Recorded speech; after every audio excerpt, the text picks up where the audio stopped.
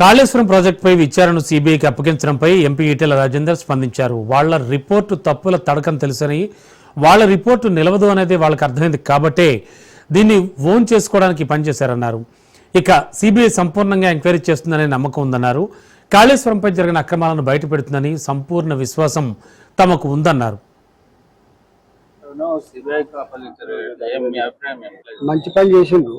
వాళ్ళకు చేత కాదని తెలుసు, వాళ్ళ రిపోర్టు తప్ప తడకని తెలుసు, వాళ్ళ రిపోర్టు నిలవదనేది వాళ్ళకి అర్థమైంది కాబట్టి ఇలా వాళ్ళు డిజైన్ చేసుకోవడం కోసం ఈ పని చేశారు. ఏది ఏమైనప్పటికీ కూడా ఖచ్చితంగా సిబిఐ సంపూర్ణంగా ఎంక్వైరీ చేస్తారని, దాన్ని జరిగిన అక్రమాలు వినిపిస్తారనే విశ్వాసం మాకు.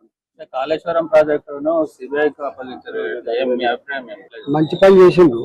వాళ్ళకు చేత కాదని తెలుసు, వాళ్ళ రిపోర్టు తప్ప తడకని తెలుసు, వాళ్ళ రిపోర్టు నిలవదనేది వాళ్ళకి అర్థమైంది కాబట్టి ఇలా వాళ్ళు డిజైన్ చేసుకోవడం కోసం ఈ పని చేశారు. ఏది ఏమైనప్పటికీ కూడా ఖచ్చితంగా సిబిఐ సంపూర్ణంగా ఎంక్వైరీ చేస్తారని, దాన్ని జరిగిన అక్రమాలు వినిపిస్తారనే విశ్వాసం